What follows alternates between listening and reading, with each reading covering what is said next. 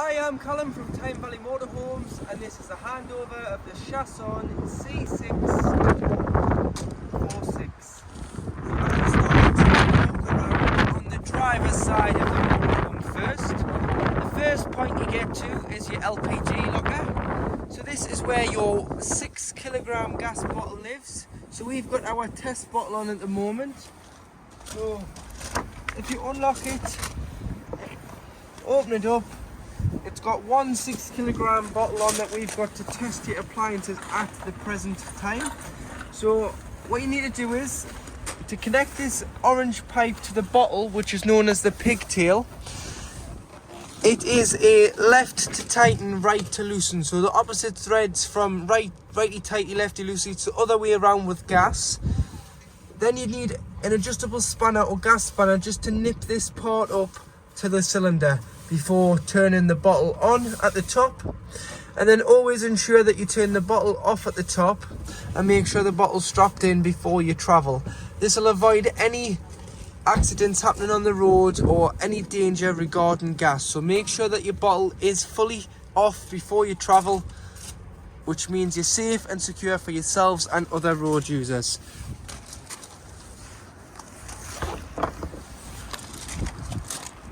Got your awning light here, which can be turned on from the panel inside, which I'll show you. 2 fridge vents. But most importantly, behind the back wheel, you do have a water outlet point, and this is your dirty water outlet point. So this is grey water. So you pull this handle here,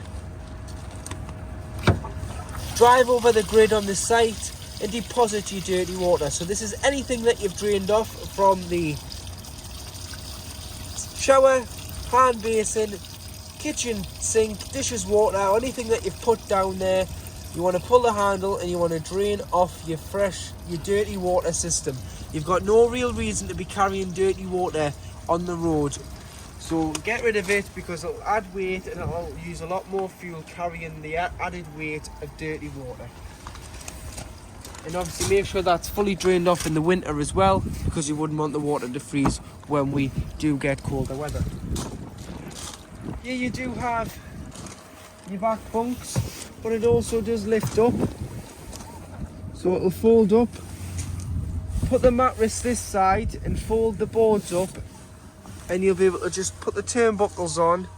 There's 3 along the top, 1 there, 1 here, 1 here, and it blocks this off, but it also gives you a large garage space. So it'll give you a garage space to put a bike in, to put what you need in the back of the van.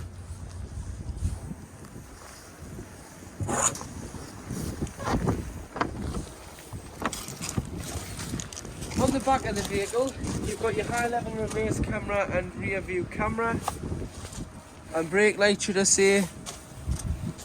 You do have your Fiamma Pro C bike rack. So to operate the bike rack, if you pull the bike rack down first, place your bikes on, press the red catch and unloosen the strap, put the strap through the wheels and tie it back down. That'll keep the wheels first bike crossbar and last bike crossbar to hold the centre of the bikes.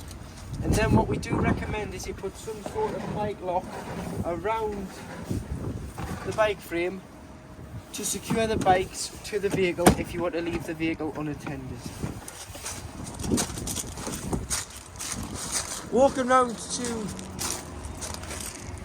the passenger side, you've got the smaller door to the garage. And here you've got a freshwater hose as well, which is obviously came with the vehicle.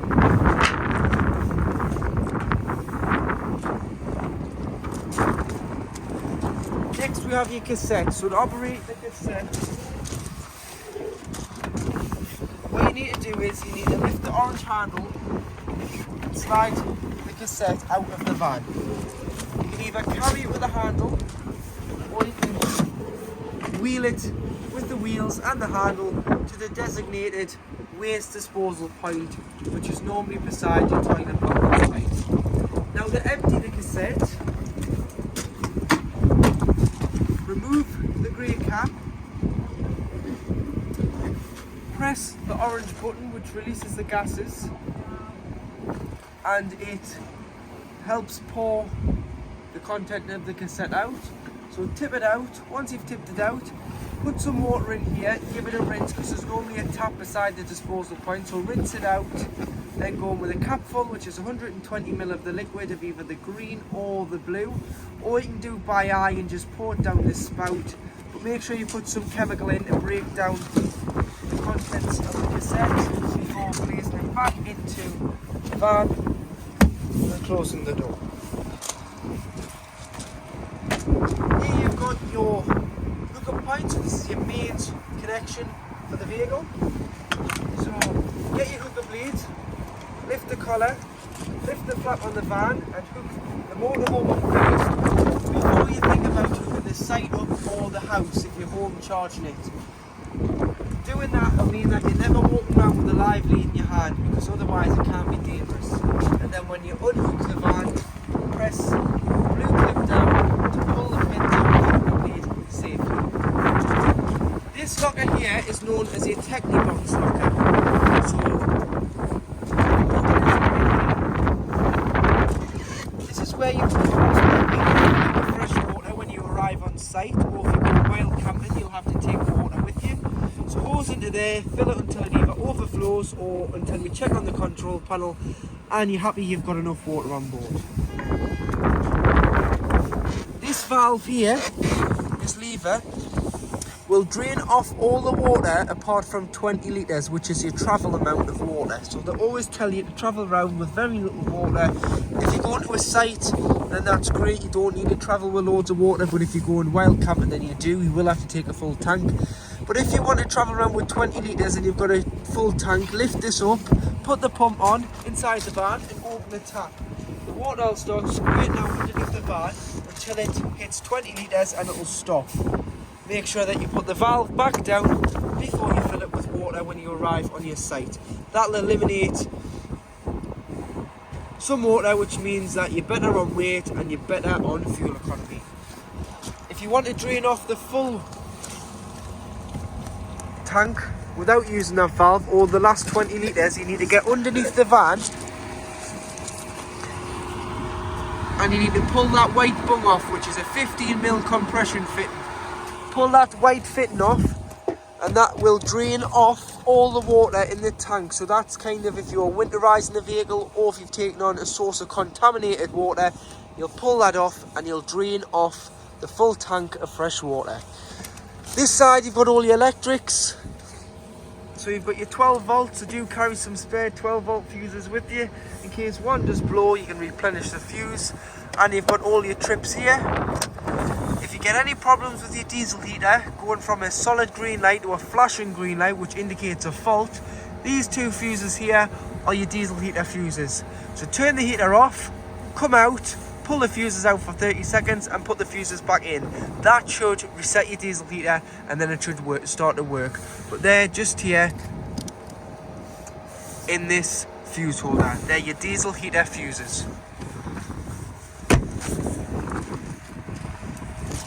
When heating your water on gas, this cover needs to come off because it stops the exhaust fumes from getting out the side of the boiler. So, to take the cover off, hand on the top, peel it off at the bottom, place the cover in the passenger door. But that's only when you're heating the water on gas. If you're heating it on electric, it can stay on. When using gas, the fumes need to come out the side of the van, so the cover needs to come off. But before you start travelling, pop that on so nothing dirty gets behind that cover. On the forward passenger door, the cab, you've got your diesel filler, which is capless, so just push the cap in and fill it with diesel fuel.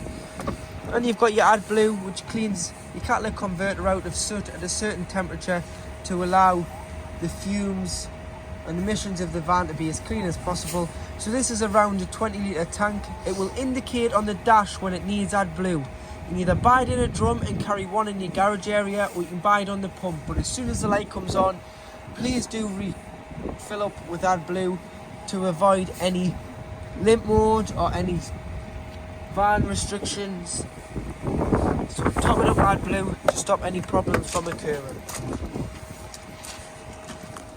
Leisure battery's underneath the passenger seat, engine battery on a Ford is underneath the driver's seat.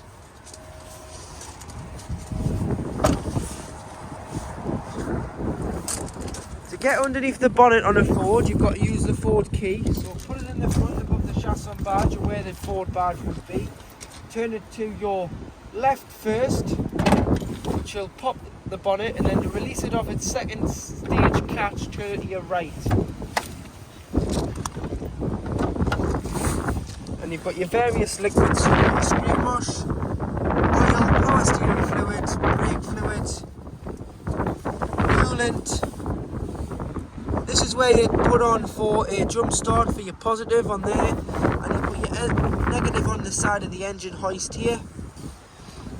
And you do have your weight plate, so 3.5 ton gross vehicle weight. If you were to put a tow bar on it and try to tow with this, you can tow up to a train weight of 5 ton.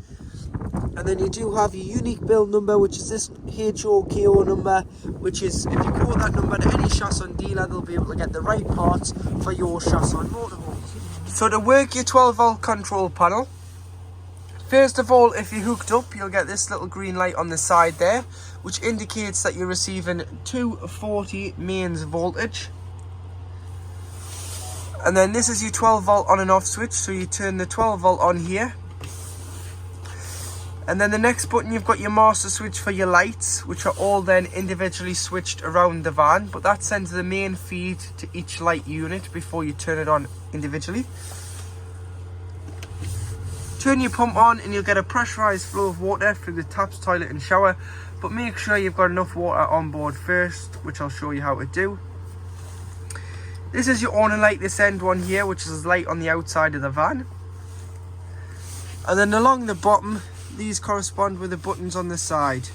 So you've got the one of the trailer, which is your leisure battery reading. Take the hook about to get a true reading of the leisure battery.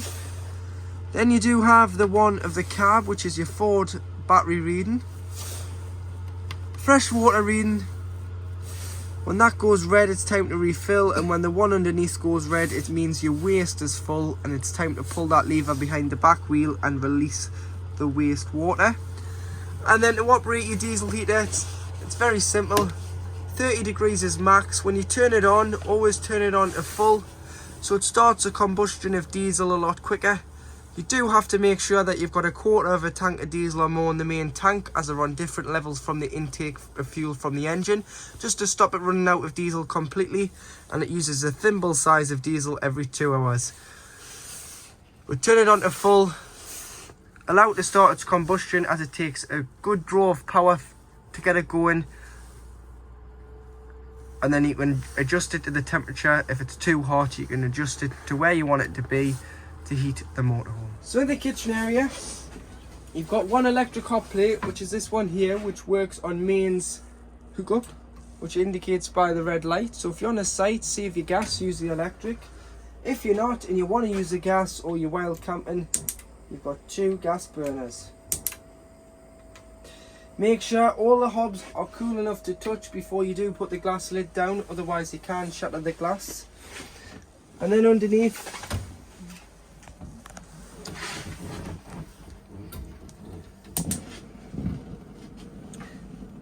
you've got your grill, and then under your grill you do have your oven.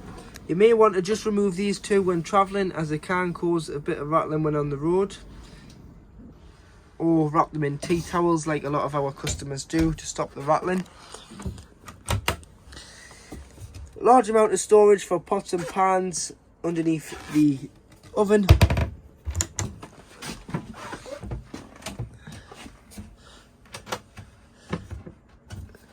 Cupboard here with cutlery drawers, so you just need a cutlery insert to go in there, which you can get from most homeware shops. And you do have some storage up above, along with your TV booster. So your TV booster, the tele aerial is a fixed aerial, so the only way of amplifying the signal is this wheel here. So max, or you can bring it to min, so adjust it to suit. If it is on max and it's still pixelating, you may just need to turn it down. It may be interference, but you can adjust it here to get the perfect picture every time you move sight. But you will have to also retune your telly every time you move, because it'll be picking up different signals from different areas you've previously been to. You also do have your kitchen light there, so that just turns on here. You've got a draining board which goes just over the sink there to drain your dishes back into the sink if you've got any loose water. But make sure the pump's on and you'll be able to get a pressurised flow of water. And that is hot water there. So your hot water system's working correctly as it should, as the water is really warm from your boiler. To operate your Thetford fridge, you would turn it on and off here. So just press and hold, and it can turn the unit off and back on. And then you'll notice the A is lit up and a picture of a plug which indicates mains. So A stands for automatic energy selection. So what that does is it picks the best source available to the van at any one time. So we're hooked up at the moment and we've also got our gas turned on. It knows not to waste gas, so it's gone to mains. So that's why the picture of the plug's lit up. If I was to take the hook about, it would switch over to gas by itself. Or if I was then to start the engine, it would switch over to the battery setting. And note the battery setting isn't off the leisure battery. It's off the engine battery, and it's only designed to keep the temperature that the fridge was previously set at. So if you're driving between home and a site and you've had it pre-chilled with your shopping in the night before, the battery will keep it like a big cool box until you plug it back in or you turn back onto gas. Or vice versa, if you're going from a site to a site and it goes onto battery, it's only going to keep the temperature of the fridge what it was previously at. So it's not going to get any cooler, it's not going to get any warmer. It's only designed for travelling. But if you want to manually change the source of the fridge, you just press here, you see the A's disappeared, and you can manually select what you want. Note with the automatic, if you leave your gas bottle turned on and it's been on 12 volt off the engine, obviously it can't find mains, it can't find 12 volt because you've just turned the engine off, and your gas is open and you're filling with fuel, it waits 20 minutes before lighting on gas. So that's regardless of if you park up and you're wild camping and you're thinking, why is my fridge not lighting on gas? It's because it won't for 20 minutes. Turn it off the A and put on the gas alone for the first 20 minutes before you select it back onto the A, and it'll go on to automatic and it'll light on gas. It's a safety feature. This is your temperature here, so 5 when pre-chilling. Once you pop your shopping in, 3 or 4, just so it doesn't freeze the fridge. And then one last thing with the fridges, you want to ensure that you're leaving the door open when you're not using it, otherwise it's an airtight seal and it's going to start trapping the air, and the motorhome's going to start smelling and stinking of mold and bacteria. So this blue clip needs to be put in the middle like so, and then you just need to rest the door upon it, so don't shut it with any force, and that'll allow air to circulate in and out of the fridge to stop smells from forming in the van. So to operate your toilet, what you've got to do is, so if I come this way you'll get a better view, press the blue button here and ensure that your pump's on, because the water from the toilet is pumped from the main freshwater tank.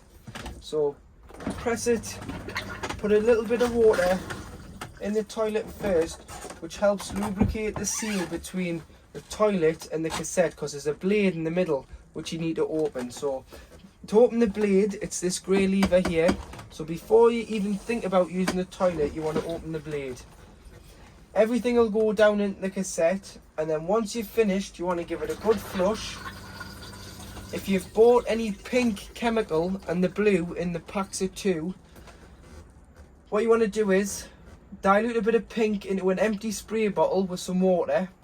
You can spray the bowl, it'll give a fragrant smell in the washroom area, it'll clean the bowl, and flush it after, before closing the hatch, which is known as the blade.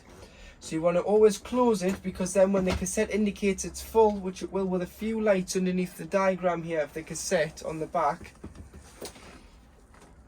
you'll be able to go outside, pull the cassette out, take it, empty it, rinse it, replenish it with chemical and pop it back in and use the toilet again.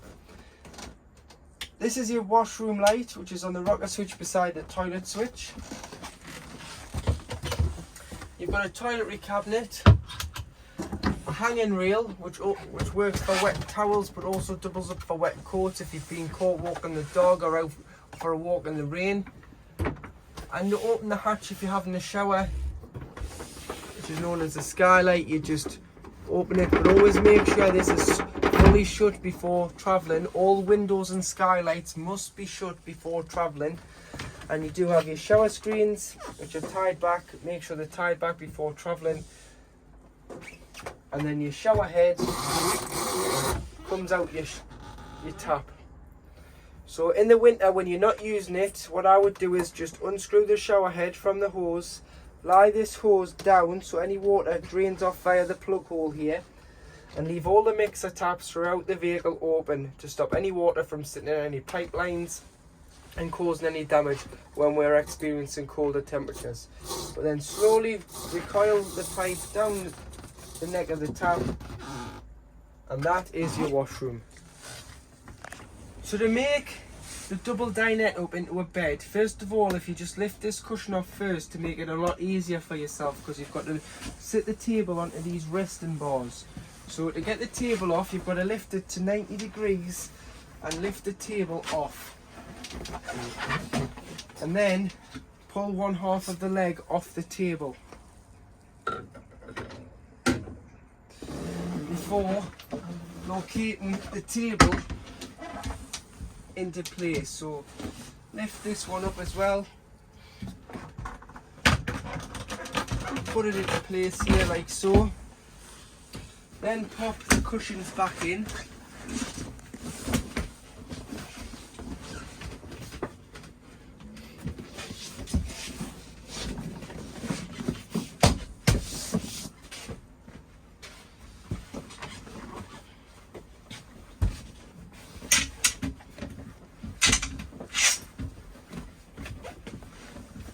Grab your infill cushions,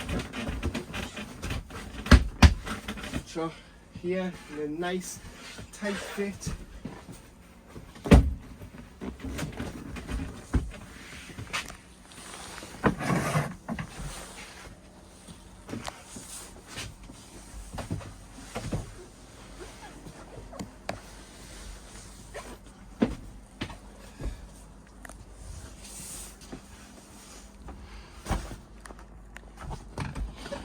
And that'll go into there like that. And there you have formed your double bed. You can remove the backs if you want for extra width in that bunk there, but that's how you would create a double bed out of the dinette area. So underneath your backwards facing dinette seat directly behind the cab, if you take the base cushion off and lift up this board here, this is the location of your boiler. So your boiler does two jobs. It obviously heats the van and it heats the water. So it holds 10 litres of water at any one time. To drain off the water in the boiler, you've got a little yellow toggle here, which is a drain down valve. So what you need to ensure you do is don't have the pump on, because if you have the pump on when you're trying to drain the water off, it's going to try and replenish the water. So what I would do is when you winterize it, you're only going to drain the boiler down in the winter to stop it from freezing. So get into a routine of draining off the fresh from outside and the waste, and then coming in, put some lights on if you want, but don't put any pump on. Flick this up, stand it on end, that'll drain off the full 10 litres directly out underneath the chassis, and leave that stood up on end during the time the van stood up either on the drive or in the storage yard to avoid any water from freezing in the boiler. Then open all the mixer taps throughout the motorhome. This will stop any water from sitting in any lines and pipes and causing any damage. and then when you come to reuse the van, put the bung on the fresh water underneath the van on this side. Shut the waste, shut the boiler, so just, it'll be standing up on end like so, just knock that down like that. Shut all the taps within the van. Then put the hose pipe in the side of the van and fill it with cold water. You can then come in, put the control panel on, put the pump on and go to the cold side of the tap first. You'll get a pressurised flow of cold water straight away. As soon as you start slowly going to the hot side, it'll cough, splutter, gurgle the water until you get a free flow of water. And all that's doing is it's transferring the water out the main tank into here of 10 litres. So that's why you're getting all the air getting spat through the taps until you get a free flow of water from one tap. Do them all and then your system is primed for the season. But make sure you drain it off in the winter, because if not, it's not covered under warranty and it's very expensive to replace a boiler. So that's how you drain your boiler down, by standing that yellow toggle up on end to release the 10 litres in the boiler. So these two switches, which are your hot water switches, gas or electric, are behind the passenger seat in the cab. So these are the switches for heating your water, 10 litres at a time. So this is your Truma boiler EL switch. So you've got 1 kilowatt at the top, which is 750 watts, depending on the amperage of the site. So if you're on a smaller site, you will have to use 1 kilowatt, 750 watts.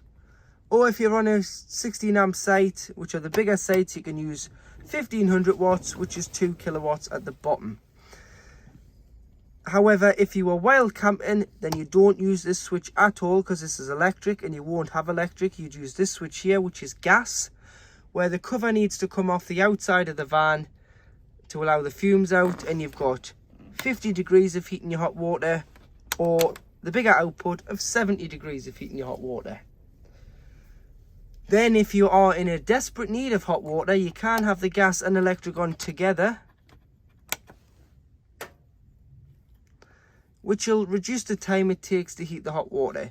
If you get that red light on, it either means one or two things: the cover's been left on, you've run out of gas, or your gas bottle's not turned on. Turn it off and turn the switch back on, and it should eliminate the fault. But you've got gas and you've got electric for your hot water switches. So above the cab, you've also got a large double bed, so you can push it up, which means getting into the cab is a lot easier. And you can pull it down when you want to use it, connect your ladder, which is up there, and you've got a privacy curtain along with 2 lights with individual switches on there. But that's 2 beds there, a bed here, and then 2 bunks at the back of the van. That's the layout. Wardrobe with hanging rail and some storage in here, so you've got a good wardrobe on this model. And then you've got, for your cab, to black it out on an evening, you've got curtains which come round. Rear view camera on there, 6-speed manual gearbox, and your handbrake is down to your right, which is a folding handbrake on a Ford. So you might think it's off. It's not. It just folds itself flat to allow, well, it was to allow the seats to turn, but you wouldn't really turn your seats on this model because you've got a bulkhead on either side. But that's why they do put folding handbrakes on a Ford. But if you want to go through any Ford controls or anything else, we can do it on day of collection.